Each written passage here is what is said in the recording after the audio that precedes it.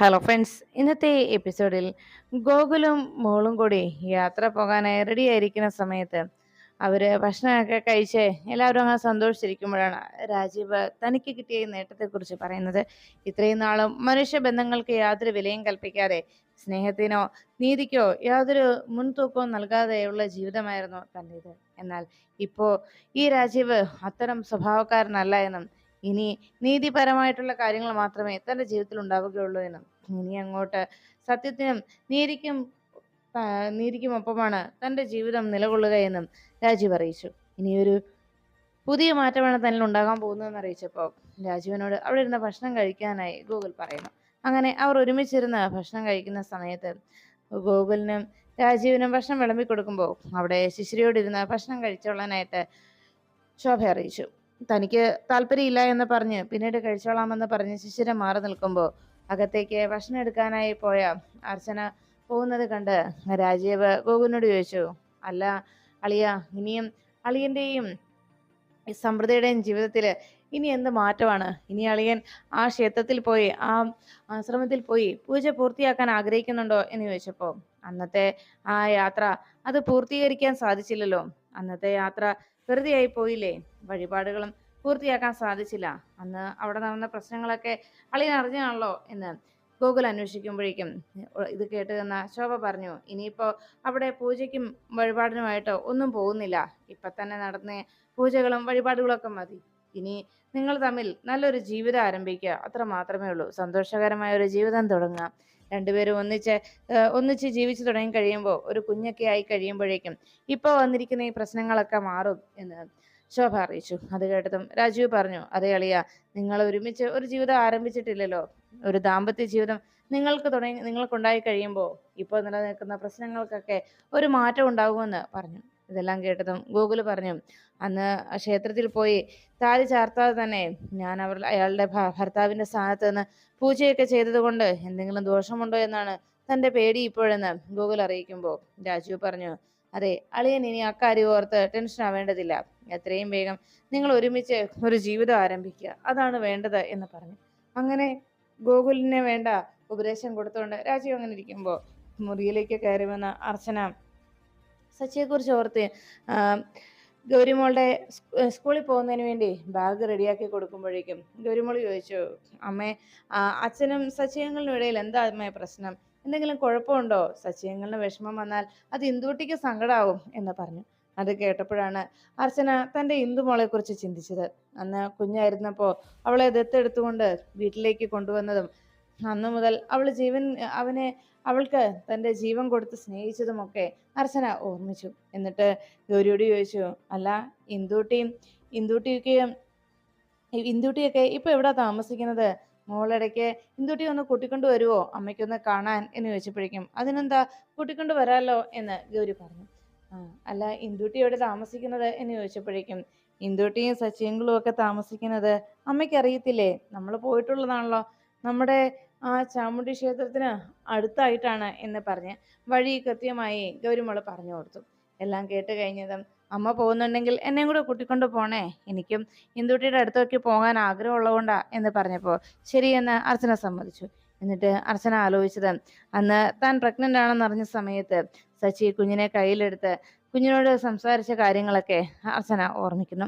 അന്ന് നടന്ന ആ നല്ല നിമിഷങ്ങൾ ഓർത്ത് അർച്ചന വേദനയോടെ ഇരിക്കുമ്പോൾ സ്കൂളിലേക്ക് പോകാനായി റെഡിയായിരിക്കുന്ന ഗോകുലിന്റെ അരികിലേക്ക് ഓഫീസിലേക്ക് പോകാൻ റെഡിയായിരിക്കുന്ന ഗോകുലിന്റെ അടുത്തേക്ക് മോളെയും കൂട്ടിക്കൊണ്ട് അർച്ചന എത്തുന്നു. ഗൂഗിൾ മോളെ സ്കൂളിലേക്ക് അയക്കുകയല്ലേ, എനിക്കൊന്ന് പുറത്തു പോകണം, ഒന്ന് ക്ഷേത്രത്തിൽ പോയി തൊഴണം എന്ന് പറഞ്ഞപ്പോഴേക്കും ഗൂഗിൾ പറഞ്ഞു, അതിനെന്താ, താൻ ഞങ്ങളുടെ കൂടെ പോര്, ഞാൻ ക്ഷേത്രത്തിൽ തന്നെ ഡ്രോപ്പ് ചെയ്യാം എന്ന് പറഞ്ഞപ്പോൾ അർച്ചന പറഞ്ഞു, അത് വേണ്ട, ഗൂഗിള് മോളെ സ്കൂളിലാക്കേണ്ടതല്ലേ, ഗൂഗിളും കൂടി പോയിക്കോ. മോളെ സ്കൂളിലാക്കി ഓഫീസിൽ ചെല്ലുമ്പോഴേക്കും ഗൂഗിൾ ചിലപ്പോൾ ലേറ്റ് ആവും, ഞാനൊരു ഓട്ടോ വിളിച്ച് പൊക്കോളാം എന്ന് പറഞ്ഞപ്പോഴേക്കും അരികിലേക്ക് വന്നിട്ട് ശോഭ പറഞ്ഞു, അത് വേണ്ട, ഓട്ടോയിൽ പോകേണ്ട കാര്യമില്ലല്ലോ, ഇവരുടെ കൂടെ വണ്ടിക്ക് അങ്ങ് പോയാൽ മതി, ലേറ്റൊന്നും ആവില്ലെന്നേ എന്ന് പറഞ്ഞപ്പോഴേക്കും ഗൂഗിൾ പറഞ്ഞു, അല്ല, അയാൾക്ക് ഓട്ടോയ്ക്ക് പോകാൻ ആഗ്രഹമെങ്കിൽ അങ്ങനെ പോകട്ടമേ, അതിനെന്താ ഇത്ര പ്രശ്നം എന്ന് പറഞ്ഞപ്പോഴേക്കും എന്നാൽ തനിച്ച് മോള് പോകണ്ട, ശിശിരയും കൂടെ വിടാം എന്ന് പറഞ്ഞപ്പോഴേക്കും അർച്ചന പറഞ്ഞു, വേണ്ട, ശിശിരേച്ചി ഇനി റെഡിയായി വരുമ്പോഴേക്കും ലേറ്റ് ആവും, ഞാനിപ്പോൾ ഒരു ഓട്ടോ വിളിച്ച് പൊക്കോളാം എന്ന് പറഞ്ഞ് അർച്ചന വേഗം അവരെ യാത്ര അയച്ചു. എന്നാൽ ഞങ്ങൾ ഇറങ്ങട്ടെ എന്ന് പറഞ്ഞ് ഗോകുലും ഗൗരിമോളും പോകുമ്പോഴേക്കും അർച്ചന എന്തോ ആലോചിച്ച് അകത്തേക്ക് പോകുന്നത് കണ്ട് ശോഭയ്ക്കാകെ സംശയമാകുന്നു. മുകളിൽ നിന്ന് അർച്ചന മുകളിലേക്ക് കയറി വരുന്നത് പൊക്കത്ത് നിന്ന് രാജീവ് ശ്രദ്ധിച്ചു. രാജീവിന്റെ അരികിലേക്ക് അർച്ചന എത്തിയതും രാജീവ് സമ്പ്രദ എന്ന് വിളിച്ചു. വേഗം അർച്ചന പിന്തിരിഞ്ഞു നോക്കിയപ്പോഴേക്കും അരികിലേക്ക് എന്ന് സമ്പ്രദയോട് രാജീവ് പറഞ്ഞു, അതെ, ഈ പുറത്തേക്ക് തനിച്ചു പോകുന്നത് സൂക്ഷിച്ചു വേണം. അറിയാവല്ലോ സച്ചിയുടെ പ്രശ്നം, സച്ചിയുടെ മാനസികാവസ്ഥ ഇപ്പൊ ഏത് രീതിയിലാണ് എന്ന്. അയാൾക്കൊരു മെന്റൽ പ്രോബ്ലം ഉള്ള ആളാണ്. അതുകൊണ്ട് തനിച്ചിങ്ങനെ പുറത്തു പോയാൽ അത് അയാൾ കാണാനിടയായാൽ അത് ഒത്തിരി കോംപ്ലിക്കേഷൻസ് ഉണ്ടാക്കും. അതുകൊണ്ട് കൂട്ടിന് ശിശിരയെ കൂടി കൊണ്ടുപോകുന്നതാണ് നല്ലതെന്നാണ് എൻ്റെ ഒരു അഭിപ്രായം എന്ന് പറഞ്ഞപ്പോൾ അർച്ചന പറഞ്ഞു, ഏയ് കുഴപ്പമില്ല രാജീവ്, ഞാൻ ശ്രദ്ധിച്ചോളാം എന്ന് പറഞ്ഞ് അർച്ചന വേഗം ക്ഷേത്രത്തിലേക്ക് പോകാൻ ഇറങ്ങി. അപ്പോഴേക്കും അവിടെ സർപ്പക്കാവിൽ കണ്ട ആ കാര്യങ്ങളൊക്കെ ഓർത്ത് ആകെ ടെൻഷൻ അടിച്ചിരിക്കുകയാണ് അവന്തിക. അവന്തികയുടെ മനസ്സിൽ ആ ഒരു ചിത്രം അങ്ങനെ മായാതെ നിന്നു. പെട്ടെന്ന് കോളിംഗ് ബെൽ അടിക്കുന്ന ശബ്ദം കേട്ട് വാതിൽ ചെന്ന് തുറക്കുമ്പോൾ മുന്നിൽ പുഞ്ചിരിയോടെ നിൽക്കുന്ന രാജീവിനെ അവന്തിക കണ്ടു. അവന്തിക ആകെ ഞെട്ടിത്തിരിച്ച് നിൽക്കുമ്പോഴേക്കും രാജീവ് ചോദിച്ചു, എന്തു പറ്റി മേഡം? എന്നെ കണ്ടിട്ട് മനസ്സിലായില്ലേ? ഞാൻ പ്രേതമൊന്നും അല്ല കേട്ടോ, വേണമെങ്കിൽ എന്നെ തൊട്ടു നോക്കിക്കോ എന്ന് പറഞ്ഞുകൊണ്ട് ചിരിച്ചുകൊണ്ട് രാജീവ് അകത്തേക്ക് കയറി. അകത്തേക്ക് ചെന്ന് അകത്ത് ചെയറിൽ ചെന്നിരിക്കുമ്പോഴേക്കും പിന്തിരിഞ്ഞു വന്ന അവധിക്ക് ചോദിച്ചു, അല്ല രാജീവ് തിരിച്ച് സർവീസിൽ കയറിയോ എന്ന് ചോദിച്ചപ്പോഴേക്കും ഇല്ല, അതിന് മുന്നോടിയായിട്ട് എല്ലാവരെയും ഒന്ന് കണ്ടു കളയാമെന്ന് കരുതി. എനിക്ക് പ്രിയപ്പെട്ടവരെയും എന്നെ പ്രിയപ്പെട്ടതായി കരുതുന്ന എൻ്റെ ശത്രുക്കളെയും ഒക്കെ എന്ന് പറഞ്ഞ് പെട്ടെന്ന് തിരുത്തിയിട്ട് പറഞ്ഞു, ശത്രുക്കളല്ല, എൻ്റെ അടുത്ത മിത്രങ്ങൾ എന്ന് രാജീവ് പറയുമ്പോഴേക്കും എല്ലാം കേട്ട് ചിരിച്ചുകൊണ്ട് അവൻ്റെ കരികിൽ ചെന്നിരുന്നു. ഞാനെന്നും പ്രാർത്ഥിക്കാറുണ്ടായിരുന്നു രാജീവിന് വേഗം ഭേദമാകണമെന്ന്. അന്ന് ഹോസ്പിറ്റലിൽ വന്നപ്പോഴും വീട്ടിൽ വന്നപ്പോഴും ഒക്കെ എൻ്റെ മനസ്സിലുണ്ടായിരുന്ന പ്രാർത്ഥനയും അത് തന്നെയായിരുന്നു എന്ന് അവന്തിക പറയുമ്പോൾ എനിക്കത് അറിയാം എന്ന് രാജീവ് തലകുലുക്കി.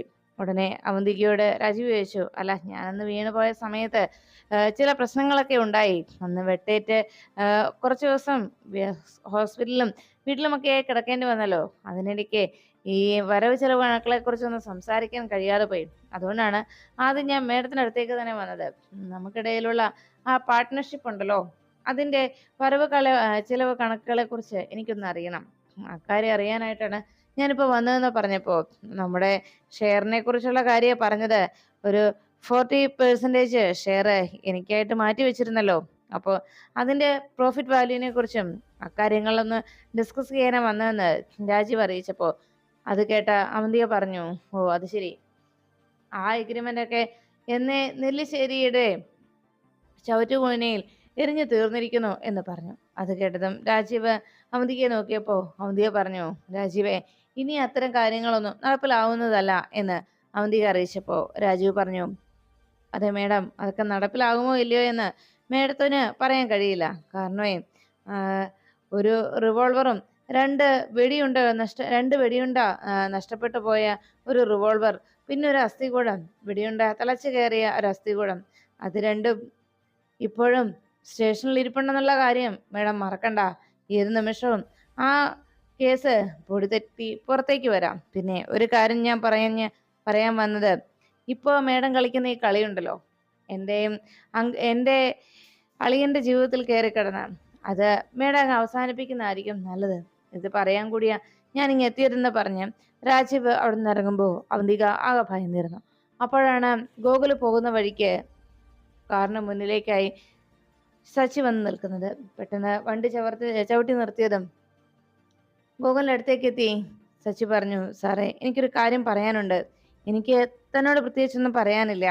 മുമ്പ് ഒരു ഡ്രൈവറിനേക്കാൾ ഉപരി തന്നെ ഞാനൊരു നല്ലൊരു സുഹൃത്തായിട്ടാണ് കരുതിയിരുന്നത്. അത് എനിക്ക് പറ്റിയ തെറ്റ് എന്ന് വെച്ച് ഞാനൊരു ദുർബലനാണെന്ന് താൻ കരുതണ്ട, അതെന്റെ ദൗർബല്യമാണെന്ന് താൻ കരുതേണ്ടതില്ല എന്ന് സച്ചിയോട് ദേഷ്യപ്പെടുമ്പോൾ അത് കേട്ട സച്ചി പറഞ്ഞു, സാറേ, ഞാൻ വഴക്കിടാൻ വേണ്ടി വന്നതല്ല.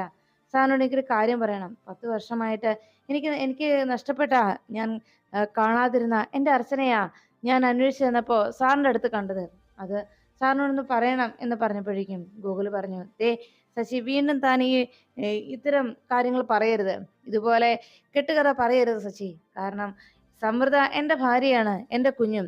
ഇനിയും താൻ ഇതെല്ലാം പറഞ്ഞുകൊണ്ട് നടന്നാൽ എനിക്ക് തന്നോട് പറഞ്ഞു നിൽക്കാം, വെറുതെ സമയം കളയാൻ നേരമില്ല എന്ന് പറഞ്ഞ് ശശിയുടെ മറികടന്ന് ഗൂഗിൾ പോകാൻ തുടങ്ങുമ്പോഴേക്കും ശശി പറഞ്ഞു, സർ, ഞാൻ പറയുന്ന സാർ കേട്ടിട്ട് പോയാൽ മതി. സാറിന് മാത്രമല്ല സമയത്തിന്റെ വിലയുള്ളത് എനിക്കുമുണ്ട്. അതുകൊണ്ട് സാറ് ഇപ്പൊ പോകാൻ ഞാൻ സമ്മതിക്കില്ല എന്ന് പറഞ്ഞ് സച്ചി ഗോകുലിനെ പിടിച്ചു നിർത്തുന്നു. ഈ സമയം ഗോകുലിന്റെ അടുത്ത് വരുന്ന ഗോകുലിന്റെ മുൻപിലും പിന്നിലുമൊക്കെ ആയിട്ട് എതിരെയുമൊക്കെ കാറുകൾ വന്ന് നിരന്ന് നിൽക്കുന്നു. അതുവഴി ബ്ലോക്ക് ആയി കിടക്കുന്നത് കണ്ട് ഗൂഗിൾ പറഞ്ഞു, സച്ചി ഇതേ വഴി ബ്ലോക്ക് ആവുന്നു, ഞാൻ പോട്ടെ എന്ന് പറഞ്ഞപ്പോഴേക്കും ഇല്ല സാറേ, സാറിനെ പോകാൻ സമ്മതിക്കില്ല, എനിക്ക് സംസാരിക്കണമെന്ന് പറഞ്ഞ് സച്ചി ബഹളം ഉണ്ടാക്കി. ഉടനെ വണ്ടി നിർത്തിയിട്ട് ആളുകൾ ഇറങ്ങി വന്ന് സച്ചി അവിടെ നിന്ന് പിടിച്ചു മാറ്റുന്നു. സാറ് വണ്ടി എടുത്തോണ്ട് പോ സാറേ എന്ന് പറഞ്ഞ് ഗൂഗിളിന് വണ്ടി എടുത്തോണ്ട് പോകാനുള്ള അവസരം അവർ ഒരുക്കി കൊടുക്കുന്നു. അങ്ങനെ ഗൂഗിൾ വണ്ടിയുമായി പോകുമ്പോൾ സച്ചി അവിടെ നിന്ന് ഉറക്കെ വിളിച്ചു പറഞ്ഞു, എനിക്ക് എൻ്റെ അർച്ചനയും എൻ്റെ മോളെയും വേണം, ഞാൻ അവരെയും കൊണ്ടേ പോകൂ എന്ന് പറഞ്ഞ് സച്ചി വെല്ലുവിളി ഉയർത്തി നിർത്തും. അതിനുശേഷം അർച്ചന തൻ്റെ വീട്ടുകാരെ കുറിച്ചുള്ള വിവരങ്ങൾ അറിയാനായി തൻ്റെ വീട്ടുകാരുടെ ക്ഷേമാന്വേഷണങ്ങൾക്ക് നേരിൽ ചെന്ന് വിവരങ്ങൾ അറിയാൻ കഴിയാത്തത് കൊണ്ട് ഓട്ടോയിൽ വന്ന് ആ ഗൗരിമോള് പറഞ്ഞു കൊടുത്ത ആ വൃന്ദാവനം വീടിന്റെ ഗേറ്റിന് മുന്നിൽ വന്നു നിന്നു. എന്നിട്ട് ഓട്ടോ മാറി നിർത്തിക്കൊള്ളാനായി പറഞ്ഞ് പതുക്കെ ഗേറ്റിനരികിലേക്ക് ചെന്ന് അർച്ചന എത്തി നോക്കുമ്പോൾ അവിടെ ഉമ്മറത്ത് ആരോ ഒരാൾ നിന്ന് സംസാരിക്കുകയാണ്. അയാളെ തനിക്ക് പരിചയമില്ല. എന്നാൽ തൊട്ടപ്പുറത്ത് അയാള് പറയുന്നതെല്ലാം കേട്ട് അയാൾക്ക് മറുപടി നൽകിക്കൊണ്ട് നിൽക്കുന്ന തൻ്റെ പ്രിയപ്പെട്ട അമ്മ കമലമ്മയെ അർച്ചന വേദനയോടെ നോക്കി കാണുന്നു. അതിനുശേഷം തൻ്റെ വീട്ടിലുള്ള ഓരോരുത്തരെയും കാണാനായി വളരെ ആകാംക്ഷയോടെ ആ വീടിന്റെ പരിസരത്തൊക്കെ കണ്ണോടിച്ചങ്ങനെ നോക്കുമ്പോഴാണ് ഒരു ഓട്ടോ അവിടേക്ക് വരുന്നതായിട്ട് അർച്ചന കണ്ടത്. വേഗം അവരുടെ കണ്ണിൽ പെടാതിരിക്കാനായി അവിടെ നിൽക്കുന്ന ആ മരത്തിന്റെ പിന്നിലേക്ക് അർച്ചന ഒളിച്ചു. ഈ സമയത്ത് ഓട്ടോയിൽ വന്നിറങ്ങിയത് ആതിരയും സച്ചിയുമായിരുന്നു. സാധനങ്ങളുമായി ആതിരയും സച്ചിയും കൂടി ഗേറ്റ് കടന്നകത്തേക്ക് കയറി പോകുമ്പോൾ സച്ചിയുടെ അവസ്ഥ കണ്ട് ആതിര ചോദിച്ചു, ഏട്ടാ ഞാൻ ഒരു കാര്യം ചോദിക്കട്ടെ? എൻ്റെ അച്ചുചേച്ചിയുടെ കാര്യം ഓർത്ത് സച്ചിയേട്ടൻ വല്ലാതെ വിഷമിക്കുന്നുണ്ടെന്നറിയാം. ഇനിയും ഇങ്ങനെ കാത്തിരിക്കേണ്ട ആവശ്യമുണ്ടോ സച്ചിയേട്ടാ? ഞങ്ങളെല്ലാവരും അത് തന്നെയാണ് ഒന്നടങ്കം ചോദിക്കുന്നത് എന്ന് പറഞ്ഞപ്പോൾ സച്ചി പറഞ്ഞു, ഇല്ല, എൻ്റെ അർച്ചന ഇല്ലാതെ ഈ സച്ചിക്ക് ഒരു ജീവിതം ഇല്ല. അർച്ചനയ്ക്ക് എന്തെങ്കിലും സംഭവിച്ചു എങ്കിൽ ഈ സച്ചിയുടെ ജീവിതം അവസാനിക്കും, സച്ചിയും ഇല്ലാതാകും. അതല്ലാതെ മറ്റൊരു ജീവിതം സച്ചിക്കില്ല എന്ന് പറഞ്ഞ് സച്ചി തൻ്റെ തീരുമാനം പറയുമ്പോൾ ഇതെല്ലാം അപ്പുറത്ത് മാറി നിന്ന് ആ മരത്തിന്റെ പിന്നിൽ ഒളിച്ചിരുന്ന അർച്ചന എല്ലാം കേട്ട് തൻ്റെ സങ്കടം നെഞ്ചിലൊതുക്കി പിടിച്ചുകൊണ്ട് പൊത്തി പിടിച്ച് അടക്കി പിടിച്ച് തൻ്റെ തേങ്ങൽ പുറത്തേക്ക് വിടുമ്പോൾ ആ ശബ്ദം ആരും കേൾക്കാതിരിക്കാനായി വളരെ പ്രയാസപ്പെട്ട് അർച്ചന അവിടെ ഇരുന്ന് വിതുമ്പുന്നു.